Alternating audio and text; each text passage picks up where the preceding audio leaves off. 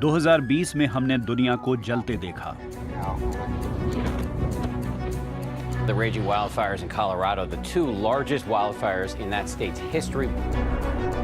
Forest fires have been raging in the state for almost 4 days now. Firefighters, backed by the country's Air Force, are struggling to contain vast wildfires in Siberia. What links all of these fires is that they're setting records for severity and damage. This happens every हर साल ये होता है, अप्रत्याशित गर्म लहरों और record तोड़ जानलेवा आग। wildfires that broke records.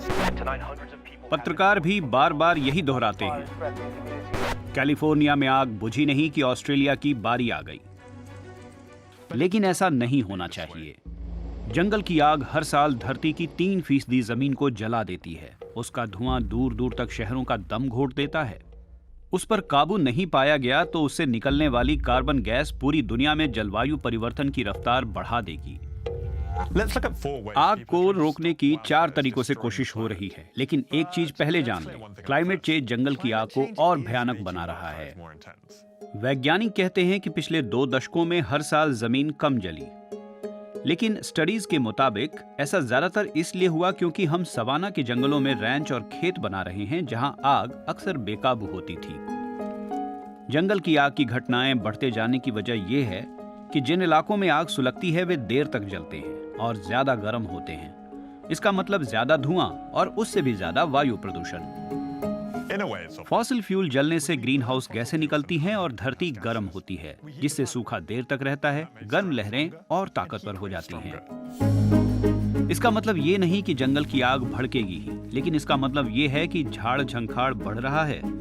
ये आग भड़काने वाले ईंधन की तरह है। लोगों ने अब ध्यान देना शुरू किया है। I wanted to act. मैं चाहती हूँ कि आप ये समझें Was on fire. कि आपके घर में आग Yes, लगी it है। is. लेकिन कुछ लोग नहीं समझते। तापमान गिरने लगेगा, आप बस देखते जाइए। काश साइंस आपसे सहमत होती। साइंस को कुछ नहीं पता। The thing is, असल में आग कतई मामूली है। उसे चाहिए बस अपने अनुकूल मौसमी हालात, पर्याप्त ईंधन और भड़कने को एक चिंगारी। सबको पता है कि क्लाइमेट चेंज को रोकना होगा, उससे मौसम स्थिर होगा और पेड़ पौधे कम सूखेंगे, आग नहीं भड़केगी। लेकिन ये सब तो होने से रहा। एक समाधान है, आग का मुकाबला आग से। literally. कैलिफोर्निया जब कैलिफोर्निया नहीं था और ऑस्ट्रेलिया ऑस्ट्रेलिया नहीं था, अमेरिका और ऑस्ट्रेलिया के मूल निवासी जमीन को सुरक्षित और स्वस्थ रखने के लिए आग का इस्तेमाल करते थे। यहीं से ये उक्ति फाइट फायर विद फायर चलन में आई। इस तरह की छोटी लपटें जल उठने वाले पेड़ पौधों को हटा सकती हैं और ऐसे बैरियर भी बना सकती हैं जिनसे आगे आग न फैले। दुनिया भर में स्थानीय आदिवासी समुदाय हजारों साल से अपनी जमीन की देखरेख ऐसे ही करते आए हैं। Here's the stupid bit. अपनी बेवकूफी में आग को मैनेज करने की बजाय उसे बुझाकर हमने जंगल की आग के बेकाबू होने का जोखिम बढ़ा दिया है। Wildfires. ऑस्ट्रेलिया और अमेरिका के कुछ हिस्सों में आग बुझाने वाले कर्मचारी नियंत्रित आग की सलाह देते हैं ताकि डेड फ्यूल न पनप सके, लेकिन दुनिया के कई हिस्सों में ये नीति बनी ही नहीं है।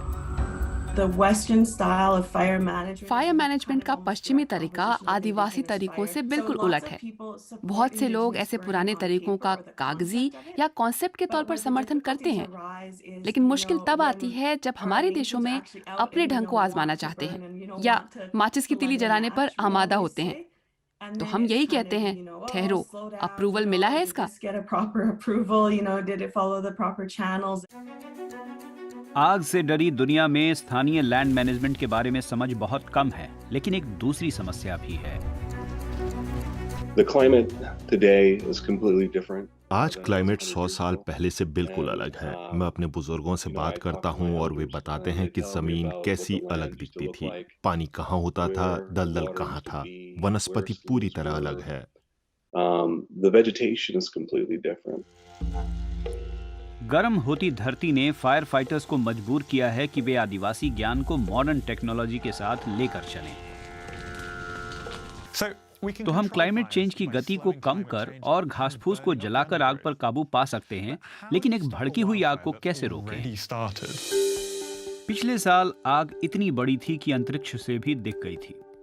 ये सैटेलाइट फायर फाइटर्स की मदद करते हैं। विश्व मौसम संगठन के मुताबिक सैटेलाइट टेक्नोलॉजी में विकास से आग की शनाख्त और निगरानी की जा सकती है। वैज्ञानिक मौसम के डेटा से ये पता लगाते हैं कि जलने वाले अगले इलाके कौन से हो सकते हैं।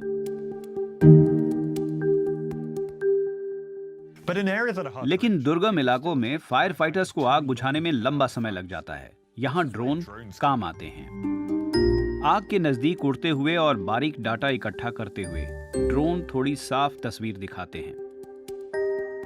इन सैटेलाइटों की तस्वीरों की रिजोल्यूशन कम होती है और धरती का चक्कर लगाने में समय भी खर्च होता है। अगर ये सब कुछ काम ना करे तो कुछ लोगों को विस्थापित होना पड़ेगा। ये हल नहीं है, लेकिन इससे जंगल की आग कम खतरनाक होगी, क्योंकि जंगल की आग कुदरत का हिस्सा जरूर है, फिर भी कुछ जगहों पर वो पूरी ताकत से सुलगती रहती है। जो लोग रह जाते हैं उनके लिए दोबारा निर्माण करने के ऐसे तरीके हैं जिनसे खतरा कम हो सकता है। इसमें जंगल से बाहर निर्माण, आग निरोधी सामग्री का इस्तेमाल जैसे कंक्रीट, छतों के लिए भी और डेड वेजिटेशन के लिए भी। वे फिल्टर भी खरीद सकते हैं खुद को धुएं से बचाने के लिए। लेकिन सब कुछ के बावजूद कुछ सीमाएं हैं।